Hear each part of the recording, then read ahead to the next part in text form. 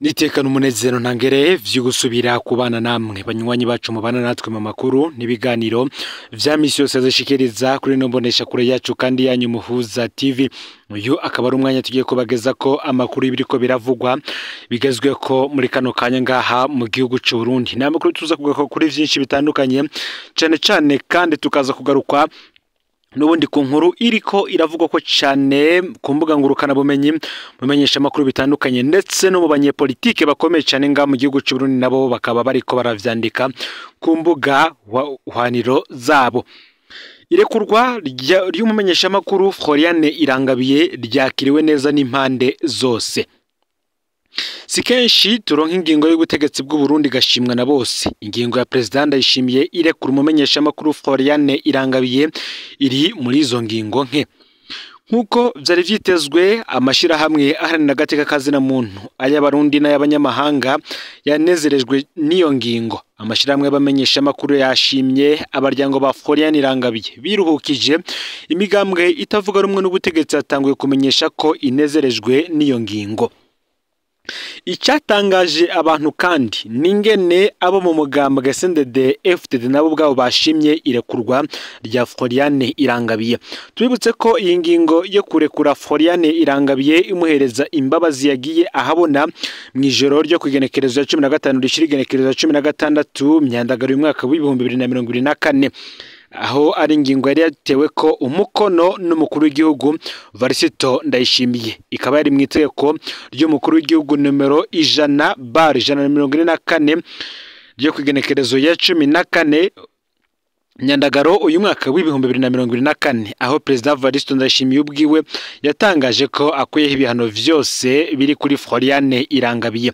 Ubu bakaba bari mu bubasha umukuru w'igihugu asanganywe. Ni mugihe kandi umunyororo yarangije inzira ziwe zose ziyungururizo. Bikaba atari irya mbere President Varisito Ndayishimiye akoresheje ubwo bubasha kuko no kugenekerezo ya 24 kigara mu mwaka wa 2022 President Ndayishimiye yakoresheje ubwo bubasha kubamenyesha makuru bane b'ikinyamakuru Iwacu Burundi bari bamaze iminsi 430 bapfungiwe ubusa. Ibi vyabaye rero kuri Floriane Irangabiye vyatumye nabamwe mu banyepolitike bamenyerewe cyane bandika ku mbuga ngurukana bumenyi zabo. Aho harimwo nk'umushikiranganje Albert Shingiro, hakazamwo Rosine Gatoni avugira Ndayishimiye, hakazamwo Dr Benjamin Ndagijimana aserukira Burundi muri Sahara Occidentale, hakazamwo Joseph Nkunzimana, hakazamwo Willy Nyamitwe ndetse n'abandi benshi tuza kugaruka ko muri ano makuru tutibagiye kandi Ambassadeur Christine Nina niyo nsavye. Vyose runtuze gucikanwa cyane ivyanditswe n'abategetsi batandukanye bijanye n'ingingo yafashwe n'umukuru w'igihugu nyene cyo Varisito Ndayishimiye yo gukurira ko ibihano vyari vyarafatiwe umumenyesha makuru Floriane Irangabiye. Aho uri hose rero mwe mukurikirana makuru n'ibiganiro dushikiriza mwererenga mu gihugu cy'u Burundi mu ntara zigize ubumanuko, ubuseruko, uburaruko, uburengero, abadukurikirana baherereye mu bisagara bitandukanye, abari mu bihugu bigize akarere ka Afrika y'ubuseruko ku mugabane wa Afrika ndetse no makungu ya kure, mwese ndabaye kaze muri ano makuru. Nkuko natanguye mbivuga sikenshi turonka ingingo y'ubutegetsi bw'u Burundi gashimwa na bose. Ingingo ya President Ndayishimiye irekura umumenyesha makuru Floriane Irangabiye iri muri izo ngingo nke. Abamenyesha makuru amashira hamwe y'abamenyesha makuru, amashira hamwe aranira agateka kazina muntu ay'abarundi n'ay'abanyamahanga, imigambwe itavuga rumwe n'ubutegetsi ndetse n'abandi benshi bamenyesheje ko banezerejwe n'ingingo. Hari urundi ruhande kandi rutari rumenyerewe ko rwingina irekurwa ry'uwo intwaro iba yise umwansi w'igihugu. Ingingo igishirwa ahabona abategetsi imbonera kure zahora zitukana ibimenyesha makuru vya CNDD FDD, bamwe mu baserukizi b'u Burundi mu makungu, amashiramwe yegamiye CNDD FDD, iyo mirwi yose yarihutiye guhimbaza ino ngingo. Uwa mbere dutanguriye ko ni umushikiranganje Albert Shingiro yagize ati: imbabazi zirorosha kahise, ziraryosha kubu, zitanga ivyizigiro vy'akazoza. Umuvyeyi yama ari umuvyeyi. Rosine Gatoni avugira President Ndayishimiye nawe yamamaje ikigongwe cy'umuvyeyi. Dr Benjamin Dr Benjamin Ndagijimana aserukira Burundi muri Sahara Occidentale yatangaje umunezero udasanzwe afise kubera irekurwa rya Floriane Irangabiye asaba Bikira Mariya kubandanya arongora Perezida Varisito Ndayishimiye. Ni mugihe kandi nkuko nabitangaje no mu mbonerakure naho havuyemwo umunezero udasanzwe aho imbonerakure Joseph Nkunzimana ikunze gutyoza abatavuga rumwe n'ubutegetsi nayo ivuga ko yasanze Perezida Ndayishimiye ari umugabo w'ijunja n'ijambo kubera irekurwa rya Floriane Irangabiye. Ikinyamakuru Intumwa Cawiri Nyamitwe Terence Ntahiraje serukira Burundi Buruseli mu Bubirigi Everine Maniragaba azwi mu mvuga ikarisha ityoza abatavuga rumwe n'ubutegetsi ishira hamwe ry'abadiaspora begamiye CNDD FDD Ambassadeur Christine Nina niyo nsavye abo bose bari mu mirwi yarayinezerejwe cyane n'ingingo ya President Ndayishimiye arekura Floriane Irangabiye. Hari n'abandi benshi kandi bayivuze ko ibintu vyiza cyane. Nubwo kandi vyifashe gutya ari umunezero mu mirwi itandukanye y'abarundi ikinyamakuru ikiriho ngo nico cagerageje gusukamwo mabisi. Muri uwo munezero wabonetse mu mpande zose ikinyamakuru ikiriho gisanzwe cegereye iperereza nico gejeje kugerageza gusukamwo mabisi. Ico kinyamakuru kigira giti ntimwihende ngo Floriane Irangabiye atsinze ubutungane bwamuciriye gupfungwa imyaka 10 ahawe imbabazi ariko azoguma ari uwaciriye gupfungwa iyo myaka.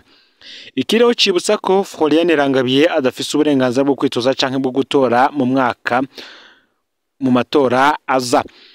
Niyo bose banezerewe ngo ntihabura CNDD FDD yibutsa ko iyo ntwari itanezerezwa n'umwidegemvyo w'abarundi. Igitangaje kandi kizwi nuko nyene ikiriho ari we Donatien Ndayishimiye ari mu baganira cyane na President Ndayishimiye ku buryo kenshi ivyo ikinyamakuru ikiriho kivuze bifatwa ko ari ivyo vyumviro Perezida aba adashaka kwivugira we nyene.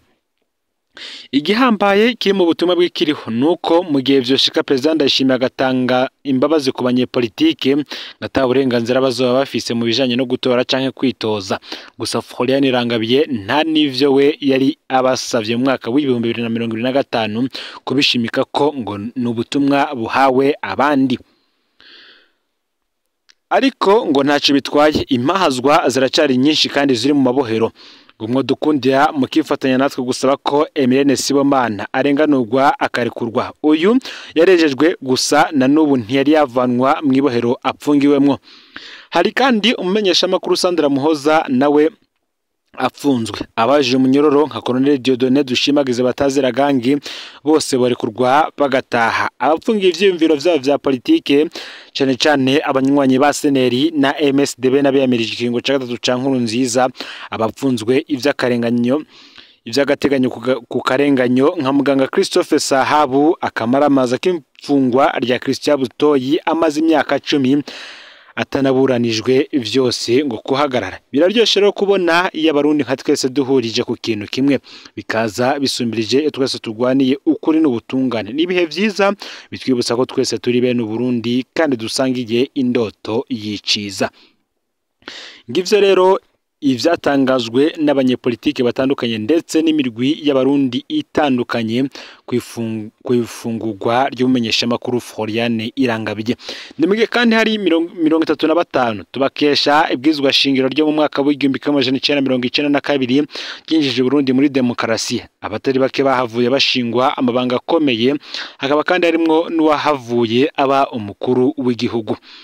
Muri aba bose rero wabaye umukuru w'igihugu muri aba bari bagize umurwo wo kwiga ibwizwa shingiro ryo mu mwaka w'1992 ni President Melchior Ndadaye. Ababaye ivyegera vy'umukuru w'igihugu ni Terence Sinunguruza ndetse na Alphonse Marie Kadege. Warongoye sentare ijejwe agateka ka muntu ni Professeur Gerard Niyungeko, ni nawe kandi yararongoye umurwi wateguye ibwirizwa shingiro ryo mu mwaka w'1992. Ni bande bari bagize umurwi wateguye ibwirizwa shingiro ryo mu mwaka w'1992? Reka tubigaruke ko inyuma y'urugendo rwashikanye Burundi ku masezerano y'umwe bw'abarundi mu Burundi haci hatangura umugambi wo kwinjiza igihugu muri demokrasi. Hari benshi bafata ko kwinjira gihutihuti mu ntwaro y'imigambwe myinshi ivyononye umugambwe murantunga umugambi w'umwe bw'abarundi. Hakaba n'abandi babona ko iyo hataba uyo mugambi ubumwe ibintu vyari kuyangara rwose. Ico bikora umurwi wateguye ibwirizwa shingiro ryo mu mwaka w'igihumbi kimwe amajana icenda mirongo icenda na kabiri wakoze igikorwa gihambaye cyane mu mateka y'u Burundi. Uwo murwi wabanje gukora icegeranyo gisigura demokarasi carico n'ingene ikwiye kubakwa mu Burundi. Ni nawo kandi wakoze igikorwa cyo gusigurira abarundi impamvu hageze ko basubira mu ntwaro y'imigambwe myinshi. Igikorwa ca kabiri cabaye ico kwandika ibwirizwa shingiro no kurisigurira abarundi. Perezida Buyoya yashizeho mu rwego rwo kwiga ibwirizwa shingiro ku igenekerezo ya 21 Ntwarante umwaka w'igihumbi kimwe amajana icenda mirongo icenda na rimwe. Abagize umurwi bava mu moko yose, mu ntara zose no mu bisata vyose bitandukanye vy'ubuzima bw'igihugu. Hariho rero bakeyi bahavuye batanga imihoho muri uwo murwi ibikorwa bigeze kure. Abo ni nka Melchior Ndadaye na Jene n'Indorera, bo babona umengo umugambi wo kwinjiza Burundi muri demokarasi wiharijwe na UPRONA. Ariko igikorwa cyakozwe n'uwo murwi cabaye gihambaye. Ibwirizwa shingiro bakoze ryabaye ishingiro ry'amabwirizwa shingiro yakurikiye. Na President Ndadaye ahafatiye ubutegetsi ntiyigeze yamiriza ibwirizwa shingiro yahasanze. Abari bagize umurwi murababona kuri iyo foto. Gerard Niyungeko rero ninde? Reka abari tugaruka ko Gerard Niyungeko avuka mu Karimbi muri komine Rutovu mu ntara ya Bururi. Abamuzi bose bamuvuga nk'incabwenge kuva kiri muto cyane. Mu mwaka w'igihumbi kimwe amajana icenda mirongo irindwi n'icenda Gerard Niyungeko yaronse impamyabushobozi ya lisansi mu mategeko muri kaminuza y'u Burundi. Mu mwaka w'igihumbi kimwe amajana icenda mirongo umunani na gatatu yaronse iyindi bita lisansi spéciale mu bijanye n'amategeko mpuzamakungu droit international muri kaminuza y'u Buruseli mu Bubirigi. Mu mwaka w'igihumbi kimwe amajana icenda mirongo umunani na kane yaronse iyindi mpamyabushobozi mu bijanye n'amategeko mpuzamakungu kuri Académie du droit international y'Irahe mu Buholandi. Mu mwaka kandi w'igihumbi kimwe amajana icenda mirongo umunani n'umunani Gerard Niyungeko yaronse impamyabushobozi ya doktora mu bijanye n'amategeko muri kaminuza y'u Buruseli mu Bubirigi.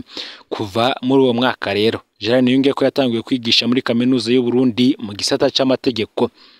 Yaratanze ivyigwa no mu yandi makaminuza atandukanye y'Idijon mu Faransa, i Buruseli mu Bubirigi, i Ottawa muri Canada, i Notuire mu Busuwisi, Strasbourg mu Bufaransa n'ahandi.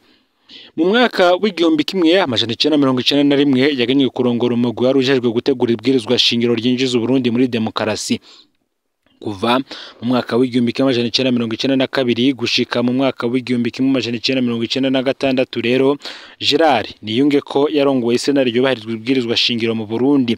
Yarabaye kandi mu bagize sentare y'ishirahamwe ZEPI. Kuva muri umwaka w'igihumbi kimwe amajana icenda mirongo icenda na karindwi gushika mu mwaka w'ibihumbi bibiri Gerard Niyungeko yari cegera c'umuyobozi wa kaminuza y'u Burundi. Yarajejwe amabanga no mu yandi masentare akomeye nka Tribunal Arbitrale International de Bruxelles, Cour Internationale de Justice. Yarakoreye kandi n'ishiramwe mpuzamakungu ONU ibe n'umuryango w'ubumwe bwa Afurika. Mu mwaka w'ibihumbi 2006 Gerard Niyungeko yaratowe mu bacamanza ba sentare ya Afurika ijejwe agateka ka muntu, Cour africaine des droits de l'homme et des peuples. Yongera arayirongora kuva mu mwaka w'ibihumbi 2006 gushika mu mwaka w'ibihumbi 2008 no kuva mu mwaka w'ibihumbi 2010 gushika mu mwaka w'ibihumbi 2012. Gerard Niyungeko yaranditse ibitabo vyinshi bijanye n'amategeko. Ni nawe kandi yanditse ibitabo bikoreshwa mu kwigisha agateka ka muntu mu mashuri y'u Burundi, aho avire kurongora sentare ya Afurika yabandanije gutanga ivyigwa muri kaminuza y'u Burundi. Uyu rero akaba ari umwe mu ncangwege z'u Burundi zize vyinshi kandi zigifise vyinshi zomarira igihugu. Ngayo rero amakuru yaragizwe ko muri kano kanya yariko aravuga kuri vyinshi bitandukanye. Twababwiye ico imirwi itandukanye y'abarundi rike yashikiriza cyane cyane kuri ingingo yafashwe na President Varisito Ndayishimiye yo kurekura umumenyesha makuru Floriane Irangabiye. Nako kandi Floriane Irangabiye nkuko twababwiye abategetsi benshi harimwo umushikiranganje Robert Shingiro, Rosine Gato navugira President Ndayishimiye, Dr Benjamin Ndagijimana aserukira Burundi muri Sahara Occidentale, hakazamwo abo ku ruhande rw'imbonerakure, hazamwo Willy Nyamitwe ndetse n'ikinyamakuru ikiriho, bose bagize ico batangaza. Tukaba tunabagejeje ko kandi ivyo uyu muhinga atangaje w'umurundi. Rero amakuru yaragezwe ko muri kano kanya ufyonde subscribe canke sabone niba utari wafyonda ko kandi ubisangiza bagenza kugira ngo nabo baje barashikirwa navyo. Imana ibahezagire.